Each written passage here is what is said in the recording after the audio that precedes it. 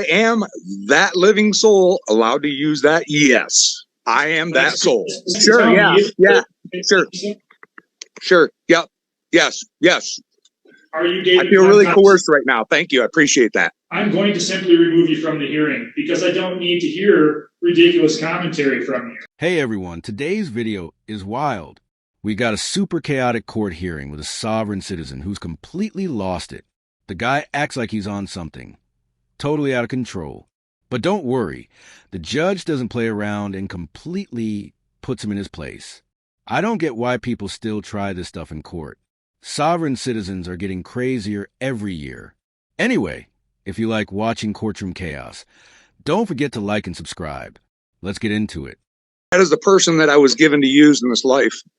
And that proper style is upper lower case in accordance with SPR 89363, which is a court order to full faith and credit. I'm going to speak one more time, and then I'm going to allow a response. The answer is either going to be yes or no, and the answer to that question will determine whether or not you're involved in this hearing or not. But I don't allow ridiculous comments to be made, and I don't allow litigants to control the method of this court proceeding. Instead, I ask simple identifying questions because I've just called a case, and the case is called Katrina Thompson versus David Thompson. If the answer to the question I'm about to ask is yes, you're going to be entitled to proceed and be heard in this case. If the answer to the question I'm about to answer is no, you're not associated with this case and you won't be able to be heard. So the answer to the question is, are you David Glenn Thompson?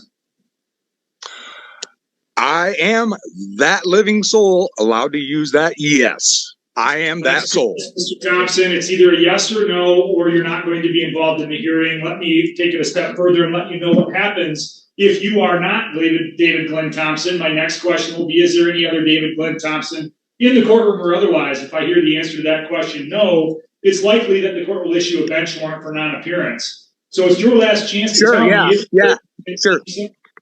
Sure, yep, yes. Are you David I feel really coerced right now. The second the judge said bench warrant, this guy instantly freaked out. You could literally see the fear take over. It's always funny how fast a tough act disappears once they realize they might actually go to jail. I don't even think he knows what bench warrant means. It just means the judge is done dealing with him and now he's getting arrested. Be honest. Do you guys think he's high or just totally clueless? David Glenn Thompson.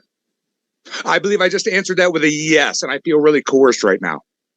Mr. Thompson, I'm not going to allow ridiculousness to control the day in this court proceeding. I don't view this office as needing to allow that, and the law doesn't view this office as needing to allow it. I have a simple and straightforward job to proceed with. If you make that job difficult or impossible, I'm going to simply remove you from the hearing because I don't need to hear ridiculous commentary from you. So when I ask you if your name is what you're listed as on this docket and you tell me you feel coerced, I respond by indicating this. You can participate in this hearing if you're reasonable. If you're not reasonable, I'm going to remove you from the hearing. Am I clear? Well, I do apologize. You're very clear. I'm just trying to correct errors upon your record. This record, again, Mr. Thompson, is clear. And it will be more clear if you let me proceed further past what should be fairly innocuous, which is whether or not you're a named party. Now that we've gotten past that rather innocuous, fairly clear point, the next really clear point is this. You're here today, Mr. Thompson, because there's an allegation that you've not been paid to support as ordered by the court.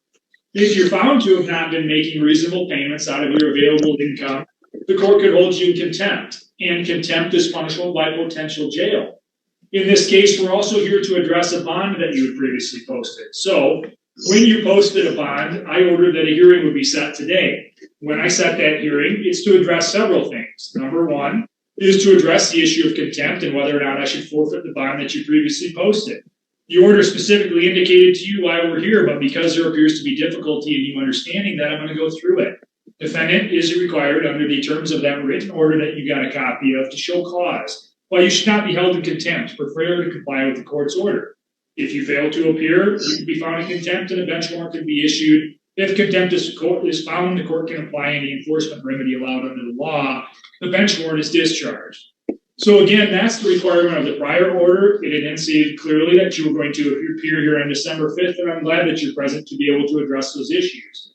So Ms. Spillane, let's start with the bond. From the friend of the court standpoint, are you asking the bond to be applied towards any outstanding arrearages? Yes, sir, we are. Mr. Thompson, did you hear the suggestion by the friend of the court? I did, and unfortunately, I did not put the bond up. A friend of mine put that up. I prefer. Whoever paid his bond money. Yeah, that's gone forever. Honestly, it's shocking they even had real cash. I always thought sovereign citizens lived off trading random stuff like wood or canned food since they hate the system so much. Imagine lending money to someone who says laws don't apply to them. Crazy, right? And that whole name in all caps trick they always use? It never works. If this dude were my friend, I wouldn't give him a single cent. Let's keep going. Well, the bond is required by statute, Mr. Thompson, and the reason it's required is because when you have outstanding arrears, the law says that if I issue a failure to appear bench warrant, as I did in this case, that I have a statutory duty to impose a bond in the amount of 25% of the outstanding arrears or higher based upon my determination. So the amount of the bond that was posted on your behalf is going to be ordered to be forfeited towards the outstanding fines and outstanding child support arrearage. I understand your request, but I'm also confident that the person who posted bond in this child support related matter is, or should be aware of the fact that when posted, it could be utilized for those purposes. So I note your objection, but I rule otherwise in order that the bond that was posted will be forfeited towards the ongoing support obligation and or any arrearages. Once that's done, Ms. Spillane, can you tell me in general, what is the outstanding arrears, if there are any, and what is the outstanding monthly support obligation? Your Honor, this is an arrears only case. Once that bond payment is credited to his account, the total balance would be $14,833.05. And does friend of the court have any suggestion on what we should do outside of having the bond forfeited as I've ordered already? We would like to refer the defendant to the referee to monitor payments going forward. Mr. Thompson, did you wish to be heard on that suggestion by the friend of the court?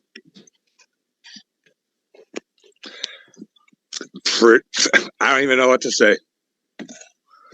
I don't really feel that it matters what I say. You just do what you want. So, I mean, I'm looking at court orders in front of me. I'm looking at House Resolution number 10 saying, you can't ask for money because of the bankruptcy. I don't even believe this is an actual Article 3 court. But hey, here we are. And I'd like to know what happened to the promissory note that was sent in 2017 for $20,000 gold equivalent. Registered mail to Clerk DeFider, I think it is. And why that wasn't credited to the account, since that would be a securities under these laws here. So the court would note that I've exercised my discretion to mute Mr. Thompson. I'm going to do my best to explain why. This court proceeding has started difficult. It appears to be proceeding difficult, but it's really not a difficult understanding or case to understand in terms of the background. The background is that years ago, this case was instituted. It's a 2017 case number. It was instituted as a support matter. As the Ms. Spillane just indicated, this is a support arrears only matter, which means there's no longer any support that's currently charging, but there are outstanding arrears. Arrears means, of course, that there was a prior court order, and that court order was for Mr. Thompson to pay support. Mr. Thompson either did challenge that and was found not to have a legal challenge to that amount, or he didn't challenge it. And either way, the amounts have been, for years, been determined to have been owed. The amounts have not been paid, however. And even after this $5,600 bond has now been forfeited, the total of arrears are $14,833.05. That's not an insignificant amount. When pressed on that issue or questioned if he wanted to be heard, rather than be heard on what the friend of the court issued, which is a fairly, I would say, insignificant request to have the payments going forward monitored through a referee process, Mr. Thompson chose instead to bring up things that have nothing to do with this case. For example, I think, rather oddball claim that this is not an Article 3 court, or things referencing a surety contract, or other words that, although they seem quasi-legal, don't bear any particular relation to. This guy seriously needs to stop. What's with that piece of paper? He keeps waving around. Let me guess. Another fake, this court has no power document. Like, bro, that's not how the world works. You can't just declare yourself above the law because you don't like it. These people act like they live in their own little universe. If they hate the country so much, maybe they should just move somewhere else. Let's get back to it. And so the court is left with the suggestion of the friend of the court on what appears to be a fairly innocuous arrears-only matter. And I keep saying fairly innocuous to the court. This is not a difficult factual determination. It's not a difficult legal determination. An order was apparently in place. It ordered Mr. Thompson to pay. He's not done so. Arrears are in the nature of almost $15,000 after the bond was applied, and yet there's claims about promissory notes, and other words that I've heard but don't understand how they have any relationship to this case. And I'm quite confident on the record that's been made so far, if I allowed Mr. Thompson to be heard further, I would become more confused, not less. And so it's important for me to note that every opportunity is given to litigants to be heard. Those limitations, some limitations on that right to be heard, are present in this case, and that is, I allow litigants to be heard if it's responsive to the question set forth. If it's not responsive or relevant to the question set forth, I don't find it helpful. And I wouldn't find it helpful if the friend of the court offered things that weren't relevant to the issues at hand either. So again, the court has exercised its discretion to bar any further oral argument by Mr. Thompson. Instead, I'm going to follow the suggestion of the friend of the court. I'm going to refer this case to the referee docket for continued maintaining and watching over whether or not these payments are made going forward.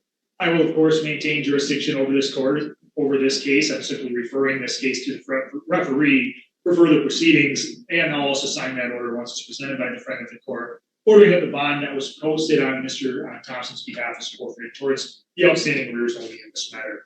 Do you have any questions, Ms. Blaine, on this case? No, sir. All right, thank you. The court is at recess on this matter. I'm still convinced this dude was on drugs. He kept pacing around, acting like he was searching for invisible proof that the court isn't real. It was weird. And he didn't even show his face. Major red flag. Honestly, Zoom hearings don't work for these kind of people. They need to be in person so the judge can deal with them properly. These sovereign citizens are like a different species.